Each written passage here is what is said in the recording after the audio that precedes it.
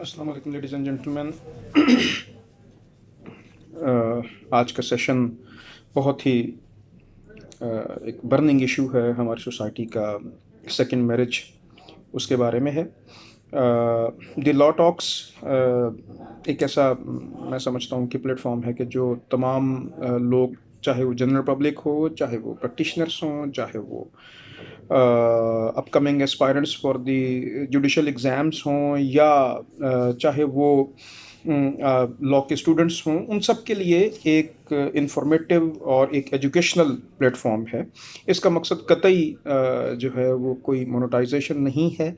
इसका मकसद दरअसल उन लोगों तक कि जो लॉ जैसे कम्बरसम और एक पेचीदा मजमून को समझने में दुरुस्त तरीके से कामयाब नहीं होते, उनके लिए दरअसल ये इसको डिवाइस किया गया है। और इसका सिर्फ़ और सिर्फ मकसद दरअसल एजुकेशन को इम्पार्ट करना है, एजुकेशन को फैलाना है, लोगों तक वो दुरुस्त मालूमात पहुंचानी है कि जिनकी जो बहुत ज़रूरी होती हैं चीज़ों को अंडरस्टैंड करने के लिए।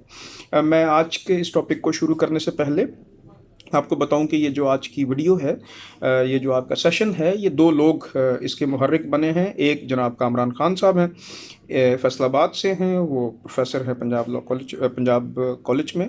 और दूसरे जनाब मसूद अहमद साहब हैं, वो बिजनेसमैन हैं, वो सियालकोट में। दोनों मेरे करीबी अहबाब में शामिल हैं, पुराने दोस्त हैं। तो उनकी ये रिक्वेस्ट थी, उनकी एक ये आप यूँ समझिए कि जनाब इसको सेकंड मैरिज के जो लॉ है पाकिस्तान में, उसको डिस्कस किया जाए। ख़वातीन हज़रात, दो बुनियादी बातें हैं। नंबर एक कैटेगरी है कि जहाँ पे जो आप सेकंड मैरिज जो हस्बैंड करना चाहता है, वो परमिशन के लिए सीख करे अपनी बीवी से, तो रिटन फॉर्म में उसकी बीवी उसको परमिशन दे दे। दूसरी कैटेगरी बहुत अहम है कि दूसरी कैटेगरी के जहाँ पे जो हस्बैंड है वो परमिशन सीख करे अपनी वाइफ से और वो उसको परमिशन ना दे। उस सूरत में कानून जो है पाकिस्तान का वो क्या है। सबसे पहले मैं आपको बताऊं कि जो सेकंड मैरिज का कानून है पाकिस्तान में, वो मुस्लिम फैमिली लॉज ऑर्डिनेंस 1961 का सेक्शन 6 और सब सेक्शन 1 है। इसका सब सेक्शन 2 और सब सेक्शन 3 तीनों बड़े अहम सब सेक्शंस हैं। मैं इन तीनों को अब आपके सामने पढ़ता हूँ ताकि हम चीज़ों को पहले कानून की नज़र से देख लें और फिर हम आपको उसके ऊपर मैं मज़ीद आपको बताऊँगा कि इसको हम कैसे अंडरस्टैंड करेंगे। जो सब सेक्शन 6 है, उसका सब सेक्शन 1 है, no man during the subsistence of an existing marriage shall except with the previous permission in writing of the arbitration council contract another marriage, nor shall any such marriage contracted without such permission be registered under this ordinance. Simple बात है, general principle है कि कोई शख्स जो है वो एक शादी के होते हुए दूसरी शादी नहीं करेगा जब तक कि उसको आर्बिट्रेशन काउंसिल की, जो कि कंसर्न यूनियन काउंसिल के अंदर एक आर्बिट्रेशन काउंसिल होगी, उसकी परमिशन ना मिल जाए। रूल 2 क्या है, सब सेक्शन 2 क्या है? An application for permission under sub section 1 shall be submitted to the chairman in the prescribed manner together with the prescribed fee and shall state reasons for the proposed marriage and whether the consent of the existing wife or wives has been obtained thereto. इसकी application, कोई शख्स अगर दूसरी शादी करना चाहता है तो वो उस परमिशन के साथ, जो परमिशन उसको रिटर्न फॉर्म में उसकी पहली बीवी ने दी है, एक एप्लीकेशन देगा जिसकी एक फ़ी होगी। इसका एक प्रेस्क्राइब मैनर है, यानी तरीकाकार है, वो चेयरमैन कंसर्न यूनियन काउंसिल को। कौन सी यूनियन काउंसिल? जहाँ पे उनका निकाह रजिस्टर्ड हुआ था, यानी जिस यूनियन काउंसिल में उनका निकाह हुआ था। Number 3, on the receipt of the application under subsection 2, the chairman shall ask the applicant and existing wife or wives each to nominate a representative and the arbitration council to constitute in May if satisfied that the proposed marriage is necessary and just grant subject to such conditions if any as may be deemed fit the permission applied for। अब इस सूरत में husband और wife दोनों को जो chairman है union council का, वो कहेगा कि जनाब आप अपना अपना एक नुमाइंदा जो है वो मुकर्रर करें। उन नुमाइंदों, दरअसल उनको ये आर्बिट्रेटर्स होंगे दोनों तरफ से, और वो डिस्कस करेंगे कि क्या ये परमिशन दिया जाना ज़रूरी है, क्या ये हस्बैंड के लिए, उसकी बेहतर ज़िंदगी के लिए ये अच्छी और दुरुस्त बात है कि उसको परमिशन दी जाए। अच्छा जी, अब अगर वो परमिशन दोनों जो हैं वो इस लोग इस पर राज़ी हो जाते हैं कि वो परमिशन दी जानी चाहिए, तो उस सूरत में क्या होता है? उस सूरत में उसको एक सर्टिफिकेट इशू करेगी concerned union council, chairman union council का इशू करेगा कि जनाब आपको दूसरी शादी करने की इजाज़त है। अच्छा, अब सवाल ये पैदा होता है कि इस सूरत में कि अगर कोई पार्टी इसके अगेंस्ट जाना चाहे तो अपील में, तो वो कहाँ जाएगी? उसके लिए उन्होंने दिया गया, in deciding the application for permission of second marriage the arbitration council shall record its reasons for the decision, यानी वो अपनी रीजंस लिखेगी कि मैंने इसको क्यों परमिशन ग्रांट की है। एंड एनी पार्टी में इन the prescribed manner with in the prescribed period and on payment of the prescribed fee prefer N application for revision, यानी अब इसके लिए अगेंस्ट अपील नहीं है, रिवीजन है to the collector concern. Collector कौन होगा? जो डिस्ट्रिक्ट कलेक्टर होता है। And his decision shall be final and shall not be called in question in any court, यानी उसके डिसीजन को जो कि फाइनल होगा हर हाल में, हर कीमत में और हर लिहाज से, उसको किसी भी कोर्ट में चैलेंज नहीं किया जाएगा। अच्छा, अब सवाल ये पैदा होता है, बहुत अहम चीज़ जो है कि सेकेंड मैरिज की ज़रूरत क्यों पेश आती है? देखिए, पाकिस्तान में बहुत सारे हालात ऐसे हैं कि जहाँ पे सेकंड मैरिज जो है वो लोग अपना हक समझते हैं। अच्छी और इम्पॉर्टेंट बात यह है कि हमारा दीन डेफिनेटली इसको जो है वो इसकी इजाज़त देता है मर्द को कि वो दूसरी शादी कर सके, लेकिन चूंकि हम बीइंग ए पाकिस्तानी स्टेट के बनाए हुए कवानीन के ताबे हैं, तो हमें उन कवानीन का भी ख्याल करना है और हम उन कवानीन को अवॉइड करते हुए डेफिनेटली यहाँ पे ज़िंदगी नहीं गुजार सकते। और ये जो सेक्शन 6 है मुस्लिम फैमिली लॉज ऑर्डिनेंस का, दरअसल इसका मकसद आपकी दूसरी शादी को रेगुलेट करना है, आपको इनकार करना नहीं है। अगर आप दूसरी शादी करना चाहें, उसके एक प्रोसीजर उन्होंने किया कि इस प्रोसीजर को अडॉप्ट करें सो दैट कि जो फर्स्ट जो बीवी है, जो पहली बीवी है, उसकी हक तलफी ना हो। अच्छा, अब सवाल ये होता है, क्या हमारे मुल्क में आसानी से इजाज़त मिल जाती है? डेफिनेटली नहीं। अच्छा, अब इस सूरत में हमने ये देखना है कि ग्राउंड्स कौन कौन से हैं, कौन कौन से सर्कमस्टांसेस हैं कि जिसमें सेकंड मैरिज जो है उसकी इजाज़त यूनियन काउंसिल जो है वो इस सारी प्रोसीडिंग्स को अडॉप्ट करने के बाद दे देती है, उसका सर्टिफिकेट दे देती है। वो है जनाब स्टेरिलिटी, यानी उसकी दुरुस्त जो है वो सेहत वो दुरुस्त नहीं है। फिज़िकल इन्फर्मिटी, यानी वो ज़ाहिर है जिस्मानी तौर पर जो है वो वीक है। Physical unfitness for the conjugal relation, सबसे अहम बात कि वो कंजुगल रिलेशन यानी कि वजीफ़ा ज़ौजियत अदा करने के काबिल नहीं है। कौन? वाइफ। अच्छा, wilful avoidance of a decree for the restitution of the conjugal rights. अच्छा, ये बहुत अहम बात ये है कि शौहर ने पहले से ही गैर आबादगी की सूरत में एक दावा अपनी पहली बीवी के खिलाफ किया था restitution of the conjugal rights का, यानी जिसको हम बाजू दावा आम अल्फाज में कहते हैं, और वो दावा डिग्री हो गया। और उस दावे की डिग्री की यानी कि डिग्री की सूरत में भी जो वाइफ है वो उस डिग्री को विलफुली अवॉइड कर रही है और वो शौहर के यहाँ बसने को तैयार नहीं है। ये बड़ा वैलिड और बड़ा लीगल ग्राउंड है, बहुत कम लोग इसको जानते हैं। अच्छा जी, और इंसेनिटी, यानी कि वो जो वाइफ है वो इनसेन है, पागल है, या वो दुरुस्त जहनी सूरत हाल में जो है वो मौजूद नहीं है कि वो बतौर बीवी ज़िंदगी गुजार सके। अच्छा जी, तो अब सवाल ये है कि अगर हस्बैंड ने पहले से ही एक जो है वो बाजू दावा कर रखा है और उसकी डिग्री उसको मिल गई है, तो वो एक बहुत वैलिड ग्राउंड जो है वो उसके पास मौजूद है। अगर उस डिग्री के डिग्री की यूँ समझिए कि वो नहीं कर रही, उसको पूरा नहीं करी, अदालत के हुक्म के मुताबिक उसके घर में जाके आबाद रहने को तैयार नहीं है, तो वो एक वैलिड ग्राउंड है इस सारी सिचुएशन में हस्बैंड के लिए। अच्छा ख़वातीन हज़रात, अब सवाल ये पैदा होता है कि अब हस्बैंड जो है उसने दूसरी शादी जो है वो कर ली है और उसमें उसने पहली बीवी से परमिशन नहीं ली। बहुत ही अहम, सबसे अहम रादर इस सारे सेशन का जो सवाल है वो ये है कि इस सूरत में क्या है।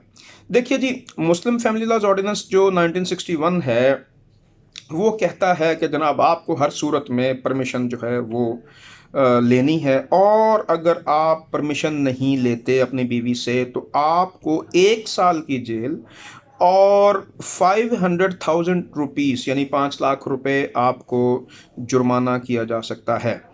अच्छा, अब इस सूरत में क्या है कि दूसरी शादी करते हुए अभी recently supreme court of Pakistan ने एक डिसीजन में, जो कि एक अपील को सुनते हुए उन्होंने दिया, वो अपील थी ऑनरेबल पेशावर हाई कोर्ट की एक डिसीजन की, जिसमें उन्होंने ऑर्डर दिया था कि तमाम जो डावर है इंटायरली, वो चाहे प्रॉम्प्ट है और चाहे डेफर्ड है, वो दोनों डावर्स जो हस्बैंड है जब उसने दूसरी शादी कर ली तो पहली बीवी को उसका तमाम डावर जो है वो उसने वापस करना है उसी सूरत में। और अगर वो ये तमाम डावर, ज़ाहिर है बहुत बार शादियों में बहुत बड़े बड़े बड़े भारी डावर्स होते हैं, बड़े भारी जो हैं वो हक महर होते हैं, अगर वो ये नहीं करता तो वो बतौर लैंड रेवेन्यू के एरियर्स के उससे रिकवर की जा सकती हैं। यानी वो एरियर्स ऑफ लैंड रेवेन्यू हम उनको कहते हैं कि जो जिसकी रिकवरी का पूरा प्रोसीजर लैंड रेवेन्यू एक्ट में दिया गया है। उसमें उसकी जायदाद की जो है वो अटैचमेंट, यानी कि उसको हम क्या कहेंगे उर्दू में, हम उसकी जायदाद की जो है वो कुर्की हो सकती है, उसको सेल किया जा सकता है और उसमें से फिर वो रिकवरी की जा सकती है। और ये बड़ा फोर्सफुल एक प्रोसीजर प्रोवाइड किया है लैंड रेवेन्यू एक्ट में। और रादर हम कानून के तहत जहाँ पे भी हम किसी जो पैसे की सूरत में जो फाइन होते हैं, जो हर्जाने होते हैं, हम उनकी रिकवरी का जो प्रोसीजर है हम ये कहते हैं कि वो लैंड रेवेन्यू एक्ट के तहत जो है वो किया जाएगा। सिर्फ ये लिखना काफ़ी है। अच्छा, सवाल ये क्या है कि क्या ऐसा शख्स जो पाकिस्तान का शहरी नहीं है, यानी देखिए यहाँ के हमारे जो ओवरसीज़ लोग हैं वो पाकिस्तान से बाहर बसते हैं, तो पाकिस्तान से अब उनके वालिदैन तो पाकिस्तान के शहरी थे, लेकिन वो पाकिस्तान के शहरी नहीं है, ठीक है। तो पाकिस्तान का शहरी वो से इंग्लैंड में रहता है या अमेरिका में रहता है, लेकिन उसने शादी कर रखी है पाकिस्तान में, क्या उसके ऊपर ये प्रोसीजर जो है वो लागू होगा? तो जवाब है नहीं। ये प्रोसीजर सिर्फ वहां पे लागू होगा जब दोनों मियां और बीवी दोनों पाकिस्तान के शहरी हैं और उनके पास किसी दूसरे मुल्क की शहरियत नहीं है। अच्छा जी, सवाल ये है कि अब दूसरी बात जो मैं आपसे बड़ी अहम जो है वो करना चाह रहा हूं कि क्या पहली बीवी से इजाज़त लिए बगैर की गई जो दूसरी शादी है वो इनवैलिड होगी? तो जवाब है नहीं। दूसरी शादी उसी तरीके से वैलिड होगी, उसी तरीके से दुरुस्त होगी जैसी कि पहली शादी है। अच्छा, अब इस आप जानते हैं कि इसको हम अंग्रेजी में कहते हैं पॉलीगैमी, यानी दो बीवियां रखना एक वक्त में। तो पॉलीगैमी का जो लॉ है हमने ऊपर जो है वो डिस्कस किया है। इसके ऊपर बड़ी खूबसूरत एक जजमेंट जो है वो honourable Lahore high court Lahore ने जो है वो 2010 PCRLJ 950 में वो इस्तगासा जो एक बीवी ने किया था अपने शौहर के खिलाफ कि उसने जो है वो मेरी परमिशन के बगैर सेकंड मैरिज कर ली है, उसमें उन्होंने जो है वो किया और उन्होंने कहा कि जब आप रीजंस जो हैं वो प्रॉपर रीजंस के तहत यूनियन काउंसिल ने इजाज़त दे दी है हस्बैंड को दूसरी शादी करने की, तो वो उन रीजंस को जब तक कि आप यूँ समझिए कि आप उसको रद्द नहीं कर देते बहुत ही ज़्यादा स्ट्रॉन्ग एविडेंस से, बहुत ही ज़्यादा प्रॉपर रीज़न से, तब तक के जो दूसरी शादी है उसके ऊपर कोई हर्फ नहीं आएगा और जो आपकी अपील खारिज की है नीचे से यूनियन काउंसिल ने वो वैलिड वैसी की वैसी ही समझी जाएगी।